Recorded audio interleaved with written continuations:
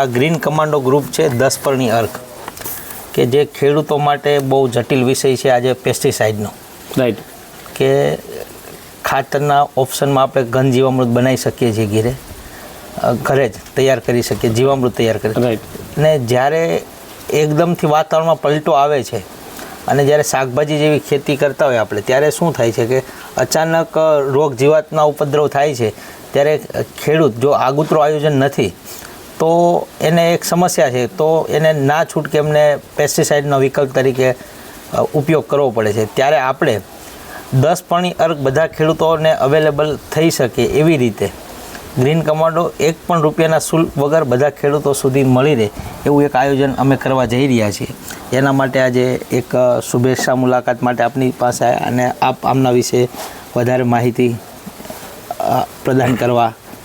પહેલાં તો ગ્રીન કમાન્ડોનો ખૂબ ખૂબ આભાર કે જે આટલું બધું મોટું ખેડૂતો માટે વિચાર્યું છે. 10 પરણીનું બધાએ નામ જ સાંભળ્યું છે, કોઈ જાતે બનાવતું નથી અને બનાવે તો એ 20% ખેડૂતો બનાવી રહ્યા છે અને એમને ખબર પણ અમુક નથી હોતી કે શેનામાંથી બને છે આ બધું.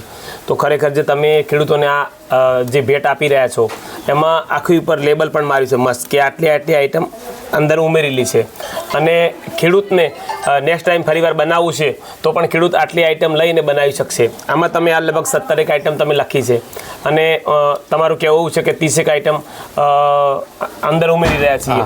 તો અમારા બનાસકાંઠાની જિલ્લાની અંદર વાત કરવા જઈએ તો 10થી વધુ આઈટમ, કોઈ એનું નામ જ 10 પરણી છે, 10 આઈટમ અમે અંદર નાખી અને જે આ 10 પરણી બનાવી રહ્યા છીએ. ખાસ કરીને અમે એને એડવાન્સમાં ઉપયોગ કરી રહ્યા છીએ રોગ આવ્યા પહેલાં. અને એનું કામ એવું છે કે થ્રિપ્સ મારવાનું કામ કરે છે, પાકને ગ્રીનરીનું કામ કરે છે. ગમે તે સુકારો આવતો હોય એમાં પણ 10 પરણીની બહુ સારી ભૂમિકા રહી છે. પણ આ બધી વસ્તુ જો પાયામાં તમારે જે ઓર્ગેનિક મેટર વાપરેલી છે, ઘન જીવામૃત વાપરેલું છે, જીવામૃત વાપરેલું છે અને ઉપરથી જેનો સ્પ્રે થશે, તો મારું માનવું એવું છે કે કોઈ પણ પ્રકારના કેમિકલ નાખવાની કોઈ જરૂર નથી. અને જો આ રીતે ખેડૂત પોતે વૈજ્ઞાનિક, પોતે મજૂરીઓ, પોતે વેપારી બની જાય તો હું માનું છું કે ખેતી ક્યારેય ખોટમાં જાય વાત જ નથી આવતી. પણ આજે તો લોકોને બીજાના ભરોસે ખેતી કરતા હોય છે, એમને કોઈ નોલેજ નથી હોતું અને એ લોકો લોસમાં જતા હોય છે. પણ બાકી જો પોતે મજૂરીઓને રસથી ખેતી કરો સાહેબ, તો આપણી જૂની કહેવત હતી કે ઉત્તમ ખેતી મધ્યમ વેપારને કરી નોકરી, તે આજે પણ પુરવાર અમારા વિસ્તારમાં ઘણા ખેડૂતોએ કરી છે અને કચ્છ અને સૌરાષ્ટ્રમાં પણ કરી છે.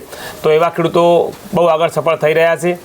આપની કામગીરીને બિરદાવું છું. હજુ પણ ખૂબ આગળ વધો અને મારા ખેડૂતોને, ગુજરાતના ખેડૂતોને સફળ બને એવા પ્રયત્ન કરો. જય જવાન, જય કિસાન. જય કિસાન. આપણે